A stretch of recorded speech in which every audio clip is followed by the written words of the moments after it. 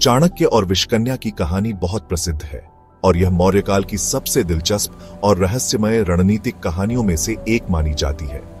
यह अर्थशास्त्र और कुछ लोक कथाओं से प्रेरित है। चाणक्य और विषकन्या की कथा। विषकन्याओं की ट्रेनिंग। चाणक्य ने मौर्य साम्राज्य की नींव रखने के लिए कई गुप्त और चालाक रणनीतियां अपनाई। उनमें से एक थी विषकन्याओं का प्रयोग।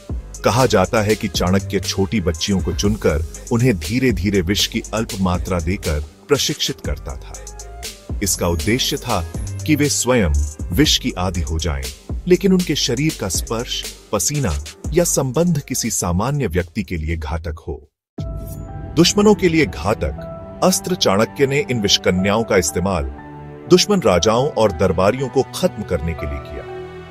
जब उन्हें किसी विशेष व्यक्ति को बिना युद्ध या हथियार के मारना होता था, तो वे विषकन्या को उनके पास भेजते। एक कहानी के अनुसार चाणक्य ने एक विषकन्या को नंद वंश के अंतिम राजा धनानंद को मारने के लिए भेजा था, लेकिन किसी कारणवश कुछ कथाओं में चंद्रगुप्त के हस्तक्षेप से यह योजना अधूरी रह गई। यह पूरी कहानी ऐतिहासिक रूप से प्रमाणित नहीं है।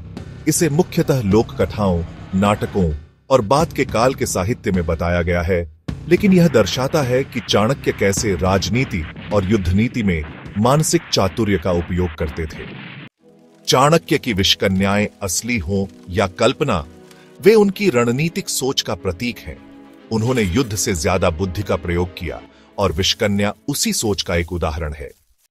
आपको किसी विषय को एक्सप्लोर करना हो तो कमेंट में मुझे बताएं, मैं उसे अवश्य पूरा करूंगा।